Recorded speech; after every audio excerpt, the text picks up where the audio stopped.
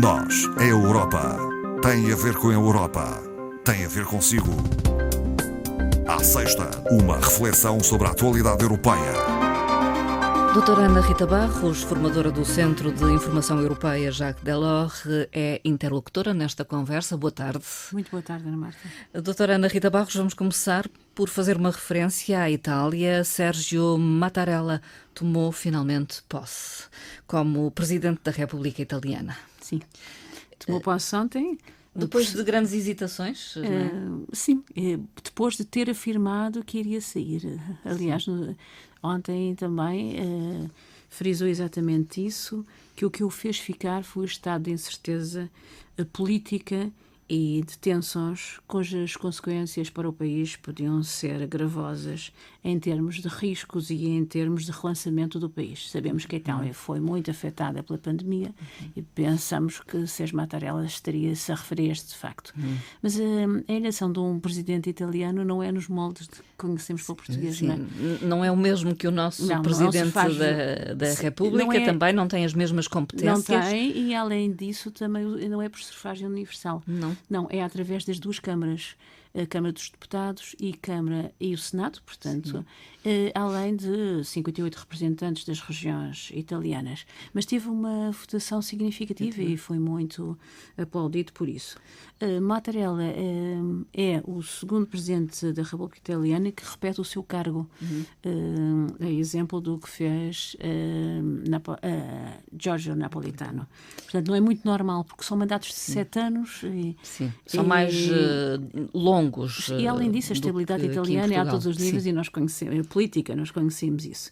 Relativamente aos últimos tempos, tem sido um pouco mais estável a Itália, porque há cerca de um ano, por decisão, aliás, do próprio Mattarella, foi nomeado presidente do Conselho de Ministros Mário Draghi, que tem trazido alguma estabilidade à Itália. É consensual tem sido o nome de Mário Draghi, sim. Tem sido pela sua experiência e, portanto, e pelas medidas que tem tomado.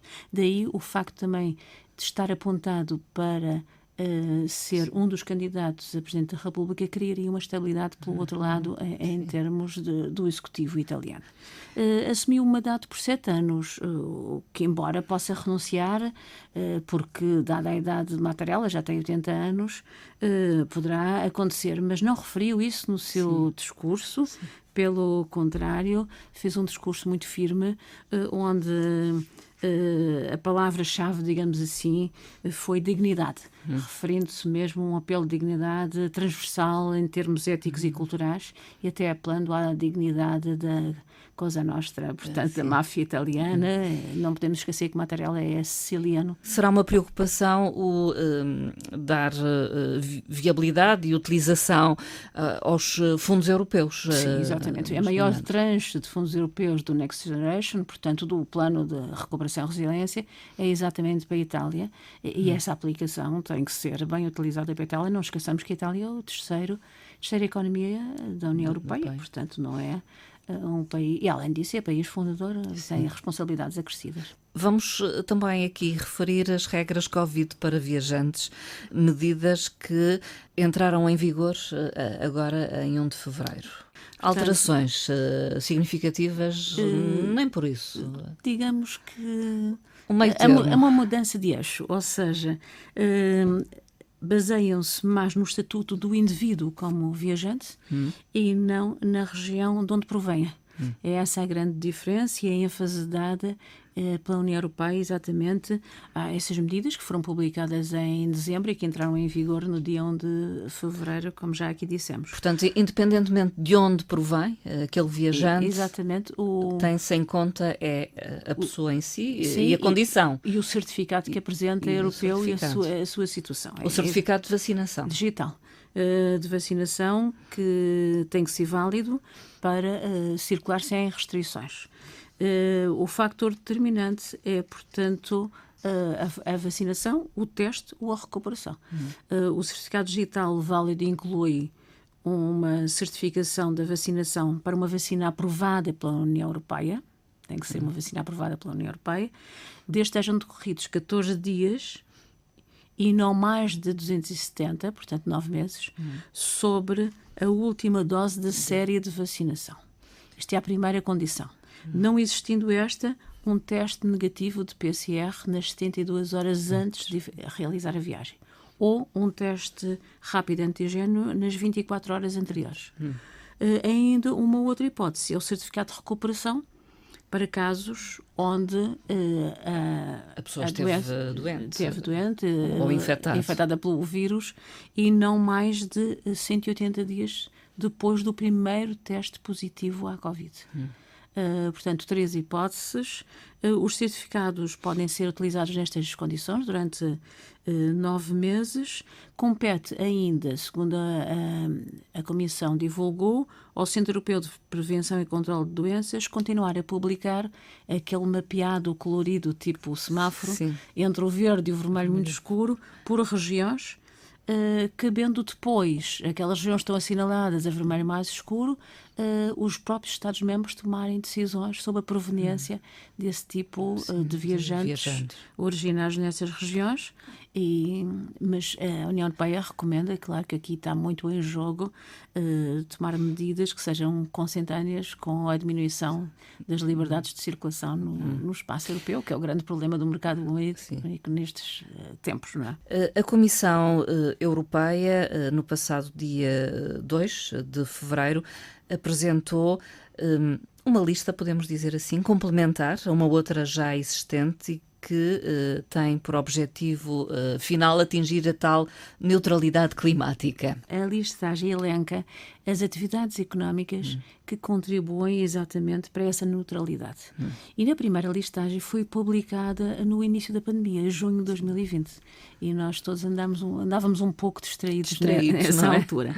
Esta quarta-feira, a Comissão apresentou um chamado Ato Delegado Complementar, ou seja, uma emenda à listagem. Uma emenda.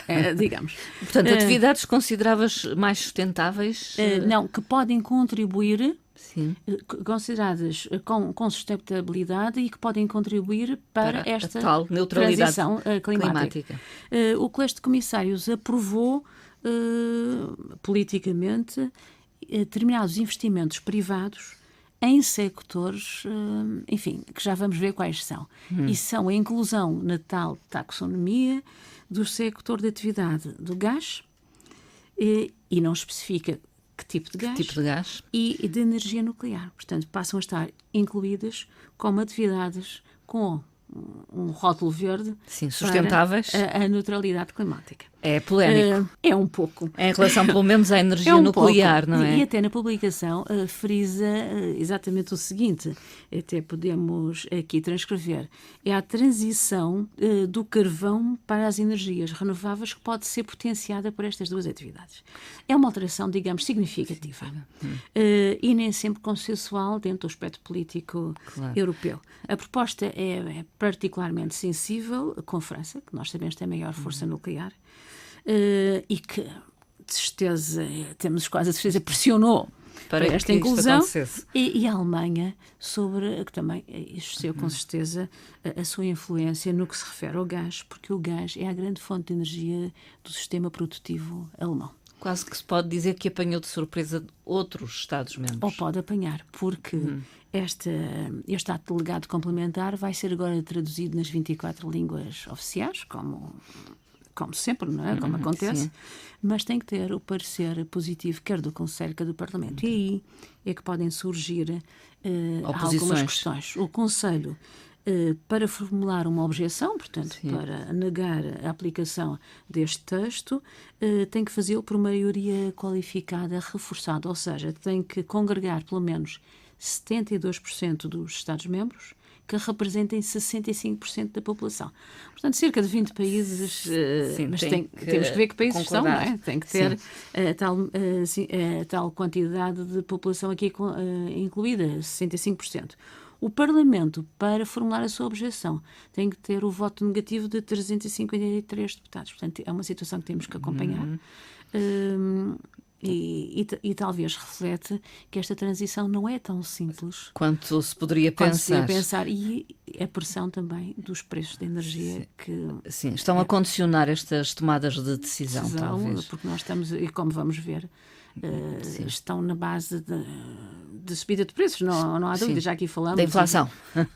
Da inflação, exatamente, e vamos aqui a reforçar. Portugal fez um primeiro pedido de pagamento ao abrigo do Mecanismo de Recuperação e Resiliência. Do tal plano PRR. Tem Do vários PRR. nomes. É Next Generation, MRR, PRR, enfim. Portugal enviou à Comissão o primeiro pedido de pagamento ao abrigo deste mecanismo, no montante de 1.162 milhões de euros, sendo 47% sob a forma de subvenção, ou seja, a fundo perdido, e o restante, os outros 53%, neste primeiro pedido, sob a forma de empréstimos. Este primeiro pagamento vai ser analisado pela Comissão. Não se espera que tenhamos resultados desta análise muito rápidos. Isto normalmente demora 2 meses, portanto, o primeiro pagamento a se efetivar será princípio de abril, portanto já segundo trimestre deste ano, e os domínios dos objetivos que Portugal pediu neste primeiro pagamento estão canalizados para a educação e investigação, a gestão de florestas, políticas sociais, digitalização e também uma grande tranche para o Banco de Fomento, que já tem sido muito falado. Portanto, também uma situação a acompanhar este trimestre para ver se os primeiros fundos, incluindo também para a região autónoma da Madeira, dos Açores, começam a chegar já com a primavera. Com a primavera. O Tratado de Maastricht completa na próxima segunda-feira 30 anos sobre a sua assinatura. Foi marcante este tratado. Sim, eu penso que todos nós nos lembramos até daquele jogo de palavras que se fazia com o tratado. Sim. O tratado foi assinado a 7 de fevereiro de 92, embora só tenha entrado em vigor, como é habitual nos tratados, em 1 de novembro de 93.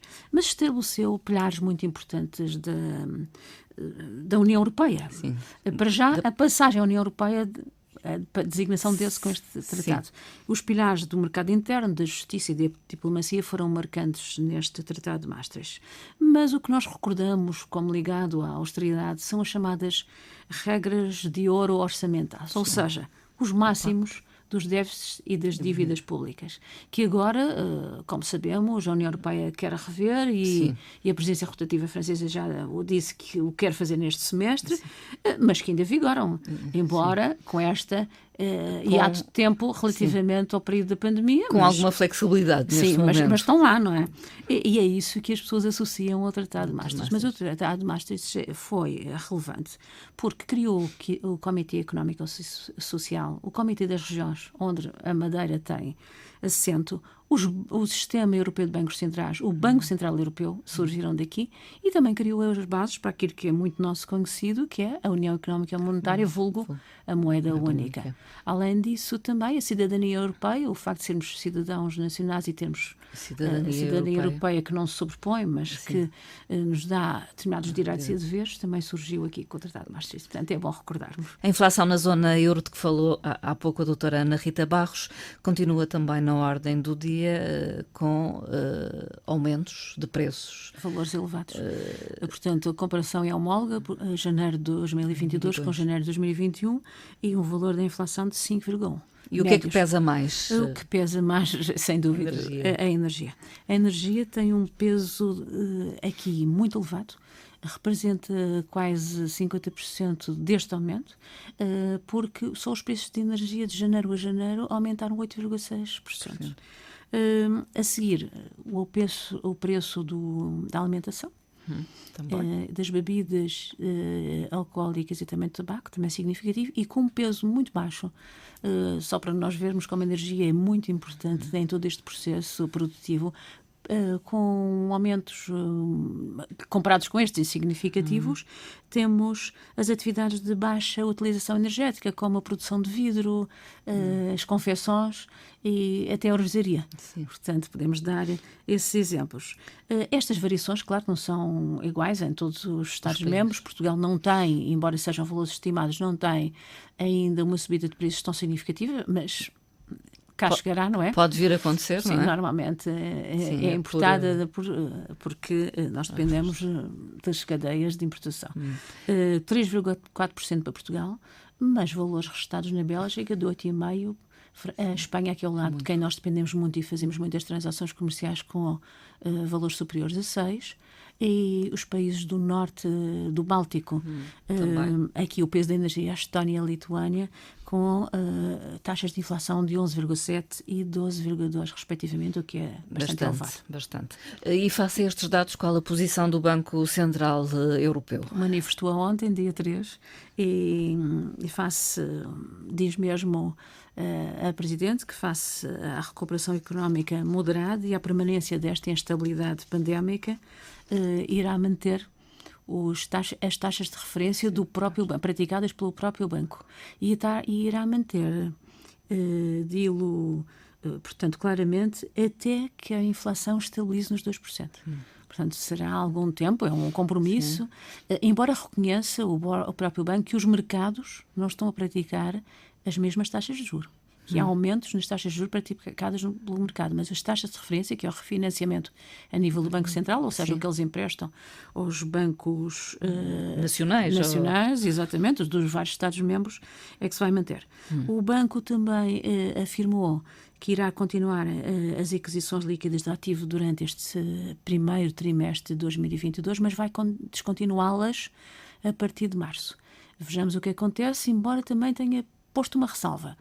Poderá ser de uma forma moderada, embora a intenção seja descontinuar mesmo, mas poderá ser de uma forma moderada e poderão ainda incluir algumas exceções, continuando a adquirir ativos de algumas zonas de jurisdição mais sensíveis. O que é que isto é? Ou seja, os países têm a dívida mais alta. O caso da Grécia, nós também damos por lá, e não só. Portanto, põe essa hipótese, embora não o tenha definitivo, acompanhar as decisões do Banco Central durante mais algum tempo. A finalizar, uma frase, doutora Ana Rita Barros, numa referência a um dia que também foi assinalado recentemente, o Dia em Memória das Vítimas do Holocausto. Sim, uma frase proferida por um jovem que nos fará pensar. É dirigida, com certeza, a todos nós. E diz o seguinte: Auschwitz não caiu do céu. Foi surgindo aos poucos. Representa a indiferença e a discriminação contra os direitos das minorias. E aquilo que acontece uma vez pode voltar a repetir-se. E tantas vezes esquecemos. É verdade. Doutora Ana Rita Barros, muito obrigada e até à próxima conversa. Obrigada. Boa tarde.